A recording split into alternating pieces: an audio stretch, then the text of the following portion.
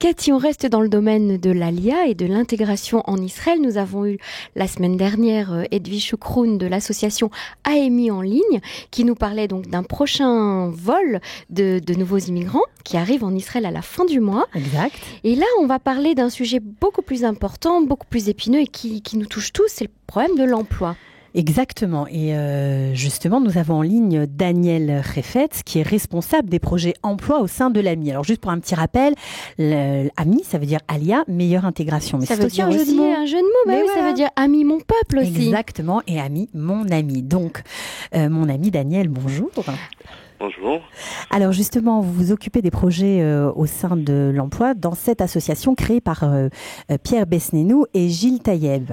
Alors, qui est dirigé par Avisana. Bien sûr, il ne faut pas l'oublier. Alors, qu'est-ce qui est un petit peu novateur et particulier pour l'année qui arrive en termes d'emploi ? On remarque qu'il y a beaucoup de secteurs d'activité qui sont en expansion dans le domaine forex, options binaires, des postes qui ont rapport avec une orientation commerciale, des supports techniques dans le forex, dans les options binaires. Alors, est-ce que les francophones arrivent à pénétrer le marché de l'emploi israélien ? Parce qu'on parle beaucoup des call centers francophones qui ouvrent comme des champignons en ce moment.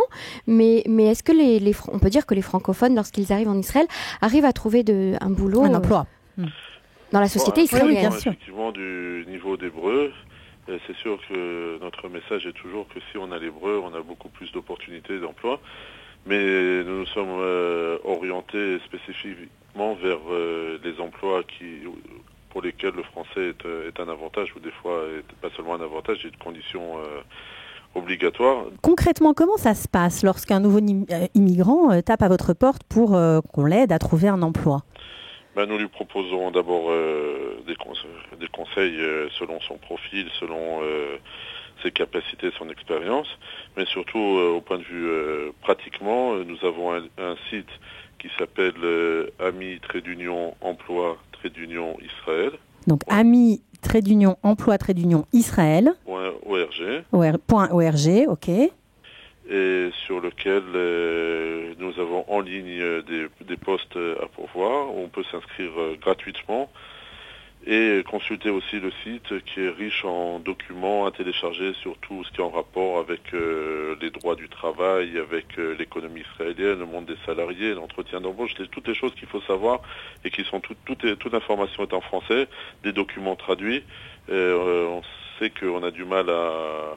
Les gens en général ne connaissent pas tous ces atouts qu'ils peuvent avoir déjà pour se préparer et mieux connaître le terrain. Nous avons...